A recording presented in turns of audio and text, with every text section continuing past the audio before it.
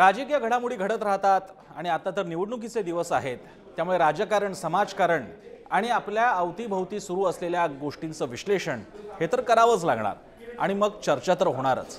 नमस्कार, मी प्रसन्न जोशी, तुमचं स्वागत आहे पुढारी न्यूजच्या चर्चा तर होणारच या खास डिजिटल शो मध्ये। आणि या निमित्तानं या कार्यक्रमात आपण दररोज ज्या घटना आजूबाजूला घडतात की ज्या दरवेळी तुमच्या नेहमीच्या कार्यक्रमांमध्ये वृत्त विश्लेषणामध्ये पकडता येत नाहीत, त्या बाजू उलगडून सांगण्याचा प्रयत्न करणार आहे। आणि हा आपला शो असणार आहे ज्याचं नाव असेल चर्चा तर होणारच, कारण शेवटी लोकशाही आहे, लोक आहेत, घटना आहेत, घडामोडी आहेत आणि बातम्या असतील तर चर्चा तर होणारच। आणि यासाठी आजचा पहिला विषय घेतलेला आहे तो मनोज जरांगे पाटील यांनी उमेदवार उभा न करण्याचा निर्णय घेतला। त्याच्यामागे कारण कोणती असतील? 5 कारण जी मला वाटतात ती मी आपल्याबरोबर शेअर करणार आहे। योग्य वाटतात का त्याबद्दलच्या कमेंट्स तुमच्या अपेक्षित आहेत, ज्या आम्ही नक्की त्याची दखल घेऊ आणि मग आपण विचार करूयात की तुमचं मत आणि माझं विश्लेषण याचा काही सांधा जुळतोय का। कारण जरांगे पाटील यांनी जी आता 2-1 दिवसापूर्वीच घोषणा जाहीर केली की त्यांनी जो एक सर्वे करून घेतला होता त्याचा सगळा एकूणच प्रभाव पाहता त्यांनी निवडणुकीला उमेदवार उभे न करण्याची भूमिका घेतलेली आहे। अर्थात मराठा समाजाने स्वतःहून कोणी जर का अपक्ष उभा राहणार असेल किंवा कुणाला पाडावं कुणाला नाही, कोण आपल्या बाजूने याचा विचार करावा असा त्यांनी सल्ला सुद्धा दिलेला आहे, सूचना सुद्धा दिलेली आहे। पण अशी कोणती कारण असतील की एक स्पष्ट भूमिका, राजकीय भूमिका घेणं जरांगे पाटलांनी सध्या तरी बाजूला ठेवलेलं आहे? अशी 5 कारणं मी तुम्हाला सांगणार आहे आणि अपेक्षा आहे की ती तुम्हाला कदाचित पटतील, कदाचित त्याबद्दल तुमचे काही अपवाद, काही आक्षेप असू शकतील, कदाचित तुमचे काही वेगळे मुद्दे असतील तर ते माझ्यापर्यंत पोहोचवायला विसरू नका। तुम्ही या व्हिडिओच्या खाली तुमच्या कमेंट्स नक्की लिहा। 5 कारणांपैकी जे सगळ्यात महत्त्वाचं मला कारण वाटतं ते आहे एक म्हणजे मनोज जरांगे पाटील यांनी अशा प्रकारे उमेदवार जाहीर केले असते तर ती एक प्रकारे राजकीय बाजू घेतल्यासारखं झालं असतं। आपल्याला कल्पना आहे त्यांचा प्रामुख्याने संघर्ष हा सत्ताधाऱ्यांच्या समोरचा उभा राहिलेला संघर्ष होता। त्यांची मागणी होती की सरसकट सगळ्या मराठा समाजाला कुणबी म्हणून प्रमाणपत्र देऊन किंवा कुणबी जाहीर करून त्या योगे ओबीसी मधून 50% आत आरक्षण देण्यात यावं। आणि यासाठी सगळे संघर्ष कसे झाले, किती वेळा आंदोलनं झाली, किती वेळा जरांगे पाटील उपोषणाला बसले, कशी ती सोडवावी लागली, त्यांनी मुंबईचा मोर्चा कसा आयोजित केला होता आणि त्यानंतर गुलाल कसा उधळला, त्यानंतर परत गेलेले जरांगे तिरमिरीत उठून पुन्हा नवी मुंबईला कसे आले होते, हे सगळं आपण पाहिलेलं आहे। पण यानंतर जेव्हा प्रत्यक्ष उमेदवार जाहीर करायचे का, कारण चर्चा सुरू झाली होती की या निवडणुकीमध्ये सत्ताधाऱ्यांना धडा शिकवण्यासाठी ठिकठिकाणी मराठा समाजातून 100, 200, 500, 1000 अशा आकडेवारीमध्ये उमेदवार उभे करायचे आणि सत्ताधाऱ्यांना अडचणीत आणायचं, कोंडीत पकडायचं, कारण ते आपली मागणी मान्य करत नाहीये। आता असं काही करायचं असेल तर जे पुढचे काही मुद्दे येतीलच आपल्या बोलण्यामध्ये, पण सगळ्यात महत्त्वाचं म्हणजे राजकीय बाजू घेतल्यासारखं झालं असतं। आपण लक्षात घेऊयात, जरांगे पाटलांनी अगदी सुरुवातीपासून हे एक अराजकीय आंदोलन आहे, आरक्षणाचा मुद्दा आहे, गरजवंत मराठ्यांचा लढा आहे, हे वेळोवेळी स्पष्ट केलेलं आहे। त्यांच्या अंतर्वली सराटीमध्ये जाण्याची संधी मिळाली, स्वतः जरांगे पाटलांशी अनेकदा बोलायची संधी मिळाली, त्यावेळी सुद्धा कोणत्याही राजकीय पक्षाशी थेट आपली सहानुभूती आहे असं किमान त्यांनी कधी दर्शवलेलं नाही। अनेकदा त्याचे अर्थ काढले गेले, ते कोणाच्या विशिष्ट व्यक्तीच्या विरोधात आहेत का, राजकीय पक्षाच्या विरोधात आहेत का, पण असं करताना सुद्धा त्यांनी शेवटपर्यंत आपण एका पक्षाच्या बाजूने दुसऱ्या पक्षाच्या विरोधात अशी आज देखील भूमिका कोणत्याही प्रकारची मांडलेली नाहीये। आणि कोणत्याही समाजकारण्याचं, जसा राजकारणी असतो तसा समाजकारण्याचं ते यश असतं, ती व्यक्ती कधीही आपल्या राजकीय भूमिका अशा प्रकारे जाहीर करत नाहीत, त्यातच त्या व्यक्तीचं आणि त्याच्या आंदोलनाचं यश दडलेलं असतं। अगदी अण्णा हजारे सुद्धा आम आदमी पार्टी नंतर बाहेर पडले आणि तिने तिचं राजकारण केलं, काँग्रेस विरोध केला आणि आता तर इंडिया आघाडीचा ते घटक आहेत, पण तेव्हा सुद्धा ना अरविंद केजरीवाल ना अण्णा हजारे कधी आपली राजकीय भूमिका स्पष्ट केली नाही। आणि हेच यश असतं समाजकारण्याचं आणि त्यांच्या समाजकारणाचं सुद्धा। आणि हे माहीत असल्यामुळे जरांगे पाटलांनी सगळ्यात पहिल्यांदा मध्ये थेट राजकीय भूमिका घेणं टाळलं असेल, ते त्यांच्या नेहमीच मनात असेल। हा त्याचा पहिला मुद्दा असेल। दुसरा मुद्दा जो महत्त्वाचा आहे तो म्हणजे खरंच हे पाऊल उचललं असतं जरांगे पाटलांनी तर चळवळीमध्ये राजकारण शिरलं असतं। चळवळ तिचा नेता तोपर्यंतच खरा, तोपर्यंतच सक्षम, तोपर्यंतच लोकांचा मान, मरातब आणि प्रेम मिळवू शकत असतो जोपर्यंत तो राजकारणी बनत नाही। शरद जोशी हे फार महत्त्वाचं उदाहरण या बाबतीत मला पटकन आठवतंय। शेतकऱ्यांच्या प्रश्नावरती आणि थेट बाजारातला अनुसरून अशी भूमिका घेणारे, ज्या आंतरराष्ट्रीय करारमध्ये आम्हाला हवेत, आम्हाला इन्कम टॅक्स लावा अशी भूमिका घेणारा 70-80च्या दशकातला हा नेता म्हणजे शरद जोशी, ज्यांनी शेतकरी संघटना सुरू केली आणि अख्ख्या शेतकऱ्यांच्या नेत्यांच्या एका पिढीला त्यांनी उभं करायला मदत केली. राजू शेट्टी त्याचं उदाहरण आहे, अनेक उदाहरणं देता येतील, रघुनाथ पाटील त्याचं नाव देता येईल आपल्याला. पण जेव्हा शरद जोशी यांनी राजकारणामध्ये प्रवेश केला त्यानंतर त्यांची उतरती भाजणी सुरू झाली, त्यांचा उतरता काळ सुरू झाला. नंतर तर ते भाजपच्या सहकाऱ्यांना राज्यसभेवर सुद्धा गेले, त्यावेळी सुद्धा त्यांच्यावर टीका झाली आणि नंतर ती होत सुद्धा राहिली. इतकंच काय, अरविंद केजरीवाल जेव्हा प्रत्यक्ष राजकारणात आले आणि आपल्याला आठवत असेल सुरुवातीला सत्तेत आल्यानंतर त्यांनी जेव्हा काँग्रेसची मदत घ्यायची वेळ आली आणि त्यांनी काँग्रेसची मदत घेतली सुद्धा, तेव्हा सुद्धा लोकांनी चेष्टा उडवली होती की शेवटी झाडू वापरायचा असेल तर हाताचा वापर करावा लागतो आणि त्यामुळे त्यांना टिप्पणी सहन करावी लागली होती. त्यामुळे सांगायचा मुद्दा असा की कोणत्याही समाजकारणाला राजकारणात उतरणं किंवा राजकीय पक्षाची बाजू घेणं, समर्थन देणं हे अतिशय जोखमीचं काम ठरू शकतं. भल्या भल्यांचे हात त्यामध्ये पोळलेले आहेत आणि इथे जरांगे पाटलांचं आंदोलन तर आत्ताशी उभं राहिलेलं आहे, त्याला यश मिळालेलं आहे. वर्षभर साधारण हा सगळा संघर्ष सुरू होता, त्याच्या पुढे आता ते जातात, एक नेतृत्व म्हणून पुढे येत आहेत. इतक्या लवकर त्यांची ही जी ठेव आहे, ही जी मुद्दल आहे त्यांच्या प्रसिद्धीची, ही जी मुद्दल आहे त्यांच्या लोकांच्या प्रतिसादाची, समाजाच्या पाठिंब्याची, ती राजकारणाच्या पटावरती पणाला लावायचं का, हा फार मोठा निर्णय घ्यावा लागतो.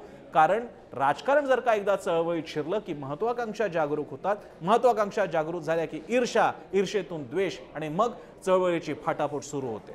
कितीतरी संघटनांची नावं घेता येतील. एकच संघटना आता त्याच्या पुढे काहीतरी एक शब्द वापरून दुसऱ्या संघटना सुरू झालेल्या आहेत. मराठवाड्यातल्या अशा अनेक संघटनांची नावं घेता येतील. हा इतिहास जरांगे पाटलांना माहिती आहे, कारण स्वतः जरांगे पाटील अशा राजकीय प्रवाहातून, सामाजिक चळवळीच्या प्रभावातून पुढे आलेले आहेत. त्यांना माहिती आहे चळवळीमध्ये राजकारण शिरलं तर काय होतं आणि म्हणून त्यांनी उमेदवार उभे केले नसतील. हे माझं दुसरं कारण आहे. तिसरा मुद्दा म्हणजे लक्षात घ्या, उमेदवार एकदा का उभे झाले की ते एकतर पाडतील किंवा जिंकवून आणतील समोरच्याला. ते स्वतः जिंकतील का हा आणखी पुढचा मुद्दा आहे. ते एकतर कोणाला तरी पाडतील किंवा ते कोणाला तरी जिंकवून आणतील. अशा परिस्थितीमध्ये पुन्हा एकदा जर का जरांगे पाटलांच्या मनात एखाद्या पक्ष आघाडीच्या ते विरोधात आहेत किंवा समर्थनात असं त्यांनी म्हटलं नसलं तर एकदा का तुम्ही उमेदवार जरांगे पाटलांच्या नावाने उभे राहिले, जरांगे पाटलांच्या पाठिंब्याने ते उभे आहेत असं लोकांमध्ये समज गेला आणि त्याला जर का काही मतदान झालं, आपल्याला कल्पना अशी अनेक उदाहरणं महाराष्ट्रामध्ये मी जेव्हा आपल्या पुढारी न्यूजच्या मुद्दा लोकसभेचा कार्यक्रमासाठी फिरत होतो अनेक ठिकाणी जाणवलेल्या आधीच्या आकडेवारी पाहिल्यानंतर मधला कुणाचा तरी उदाहरणार्थ वंचित बहुजन आघाडीचा घटक बाजूला केला असता तर 1-2 लाख मतं मिळाली असती, दुसऱ्या समोरच्या जो हरणारा होता त्याला ती मिळालेली असती आणि तो उमेदवार जिंकून आला असता. असं अनेक ठिकाणी घडलेलं आहे. अनेक उदाहरणं दाखवता येतील. जवळपास 12 ते 15 जागा आहेत की जिकडे वंचितची मतं जर का मिळाली असती तर तिथे कदाचित काँग्रेस किंवा राष्ट्रवादी किंवा तो उमेदवार निवडून आला असता, पण तसं झालेलं नाहीये. असं जर का आत्ता जरांगे पाटलांनी उभ्या केलेल्या उमेदवारांमुळे झालं असतं आणि मग त्याचा फायदा किंवा तोटा हा महायुतीला किंवा महाआघाडीला झाला असता आणि जसं मी म्हणतोय की जरांगे पाटलांनी अधिकृतरित्या याच्यातल्या कोणत्याही आघाडी बरोबर आपण आहोत किंवा विरोधात आहोत असं म्हटलेलं नाहीये. त्यामुळे त्याचा प्रभाव जर का तसा पडला असता तर कदाचित ते चाललं असतं का. कदाचित जरांगे पाटील समजा धरून चालूया की ते महायुतीच्या बाबतीत राजकीय दृष्ट्या वेगळ्या मतावर आहेत आणि जर का या मतविभागणीचा फायदा महायुतीला झाला असता तर ते त्यांना चाललं असतं का. जर का या मतविभागणीचा फायदा महाविकास आघाडीला झाला असता आणि महायुतीने मग म्हटलं असतं की ही सगळी चळवळ म्हणजे महाविकास आघाडी पर्यायाने एखाद्या राजकीय पक्षाच्या फायद्यासाठी करवण्यात आली होती आणि जरांगे पाटील हे त्याचं नेतृत्व करत होते, तर तो आरोप त्यांना पटला असता का. मला असं वाटतं की जरांगे पाटलांनी हा उमेदवार उभे न करण्याचा निर्णय घेण्यामागे जी 5 कारणं वाटतात त्यातलं हे कारण सुद्धा मला महत्त्वाचं वाटतं. ते म्हणजे असे उमेदवार उभे राहिल्यानंतर त्याचा ज्या कोणाला फटका बसेल ते जिंकून येतील की नाही हा आणखी पुढचा भाग आहे, पण जर का फटका बसला किंवा फायदा झाला आणि तो आपल्या मनातल्या राजकीय भूमिकेच्या पलीकडचा असेल तर त्याचं काय करायचं. आणि म्हणून त्यांनी उमेदवार उभे केले नसतील असं मला वाटतं. याशिवाय सुद्धा एक भूमिका आहे ती म्हणजे चांगला प्रतिसाद न मिळाल्यास प्रभावावर परिणाम. हे फार महत्त्वाचं आहे. एक लक्षात घेऊयात, आपण राजकारणासाठी निवडणुकीसाठी उभं राहणं म्हणजे झाकली मूठ उघडण्यासारखं आहे. म्हैस नदीच्या बाहेर आल्यानंतर म्हणतात ना, एकदा नदीच्या बाहेर म्हैस येऊ द्या, आता सध्या ती डुंबते. राजकारणामध्ये निवडणुकीमध्ये एकदा का तुम्ही निवडणुकीत उतरलात की तुमची खरी ताकद लक्षात येते। आजच्या घडीला महायुती प्रचंड बलाढ्य वाटते। उद्धव ठाकरेंचा पक्ष त्यांच्या हातातून गेलेला आहे, शरद पवारांचा राष्ट्रवादी काँग्रेस पक्ष त्यांच्या हातून गेलेला आहे।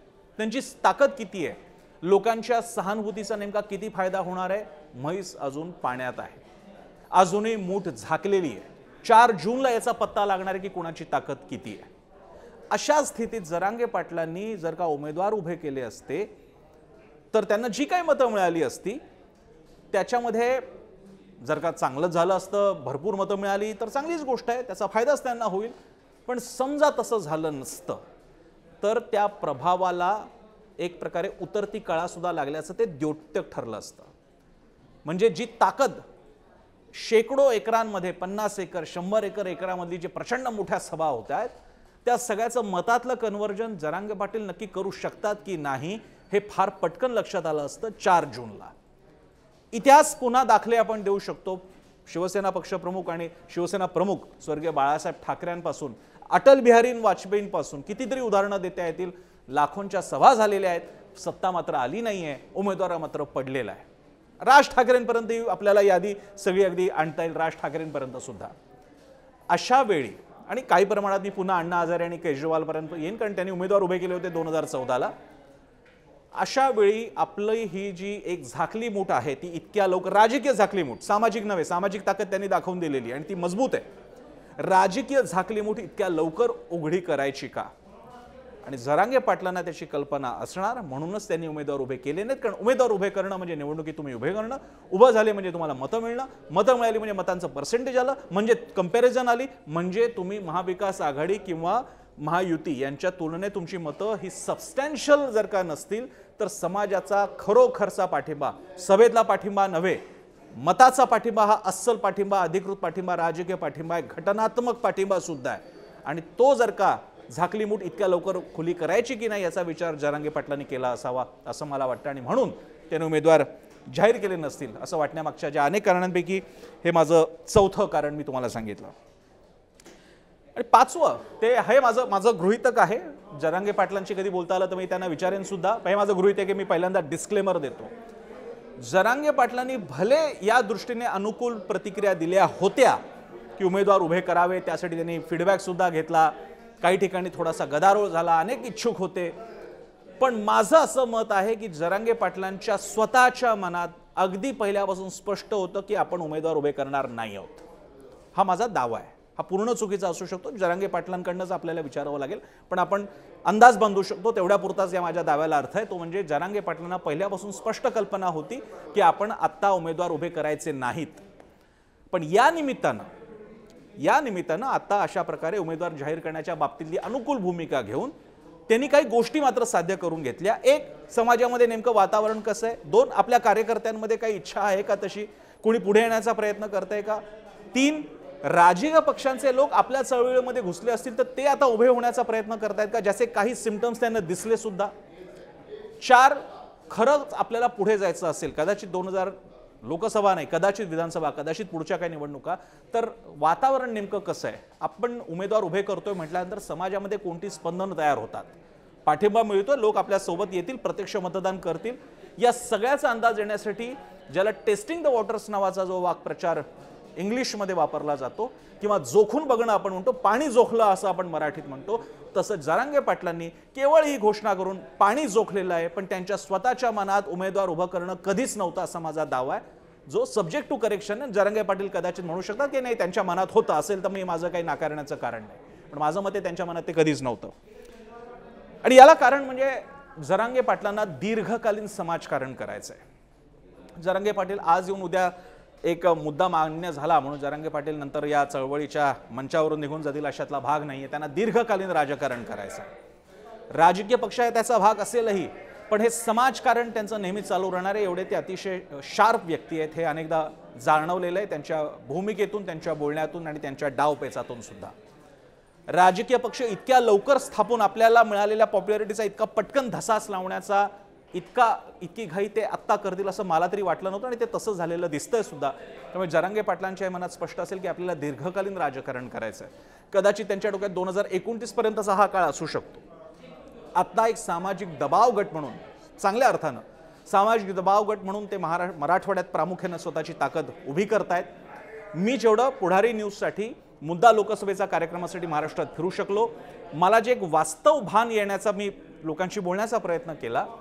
जरांगे पाटलांचा प्रभावाची स्पंदनं जरी महाराष्ट्रावर असली, पश्चिम महाराष्ट्रात असली, अन्य ठिकाणी असली, तरी त्यांचा बालेकिल्ला हा मराठवाडा आहे. आणि त्यातही थोडंसं पत्रकार म्हणून स्पष्टपणे जर का भूमिका सांगायची म्हटली तर मराठवाड्यातले सुद्धा 3 ते 4 जिल्ह्यांमध्ये खरंच त्यांचा पाठिंबा मजबूत आहे. अनेक गोष्टी ते करून दाखवू शकतात, बदल घडवू शकतात. उदाहरणार्थ धाराशिव, उदाहरणार्थ छत्रपती संभाजी महाराज नगर, उदाहरणार्थ जालना, उदाहरणार्थ बीड. पण या पलीकडे महाराष्ट्रामध्ये सर्वदूर त्यांच्या भूमिकेला, राजकीय भूमिकेला पूर्ण पाठिंबाचा आहे. विशेषतः राजकारणाच्या भूमिकेला या बाबतीत मला काही प्रश्न आहेत. मराठ्यांना सरसकट कुणबी करण्याच्या बाबतीतले त्यांच्या भूमिकेला सरसकट मराठ्यांचा पाठिंबा आहे का, याबद्दल मला काही शंका आहे. मला असं नाही वाटत की सरसकट सर्व मराठ्यांच्या आरक्षणाला पाठिंबा आहे. सरसकट कुणबी करण्याला त्यांचं म्हणणं अनुकूल आहे का, याबद्दल मला थोडी शंका आहे. कारण मी पश्चिम महाराष्ट्रात फिरलो, मी कोकणात फिरलो, मी विदर्भात गेलो, मी उत्तर महाराष्ट्रात सुद्धा गेलेलो आहे. या सगळ्या पार्श्वभूमीवर जेव्हा की आपल्या राजकीय भूमिकेला सरसकट सकल मराठा समाज आपल्या बाजूला येईल का, याची पूर्ण शाश्वती नसताना आरक्षणासाठी मराठा समाज नक्कीच आला, त्यांच्या घोषणेला प्रतिसाद मिळाला, पाठिंबा आपल्याला बघायला मिळाला. पश्चिम महाराष्ट्रात लाखांच्या सभा झाल्या. पण हे सगळं राजकारणाच्या बाबतीत तितकं कन्वर्ट होईल का, याची अतिशय रास्त अशी व्यावहारिक जाणीव जरांगे पाटलांना असणार. आणि म्हणून त्यांनी उमेदवार उभे केले नसावेत, अशी माझी 5 कारणं मला वाटतायत. तुम्हाला पटतायत का? तुम्हाला असं वाटतं का की याच्या पलीकडे सुद्धा कुठलं कारण असेल? तुम्हाला असं वाटतं का की याच्यातला कुठला मुद्दा चुकीचा होता किंवा त्याच्यामध्ये सुधार करायला हवा होता? या व्हिडिओच्या खालच्या कमेंटमध्ये जरूर तुम्ही सांगू शकता. आम्ही ट्विटर, फेसबुक, यूट्यूबवरती आहोत. माझं स्वतःचं ट्विटर आणि फेसबुक हँडल आहे, तुम्ही तिथे सुद्धा कमेंट करू शकता. तुमच्या कमेंट्स मला वाचायला नक्कीच आवडतील. पुढारी न्यूजचा हा एक वेगळा प्रयत्न आहे. चर्चा तर होणारच, मुद्दे तुमच्या मनातले, समाजातले, कारण चर्चा तर होणारच.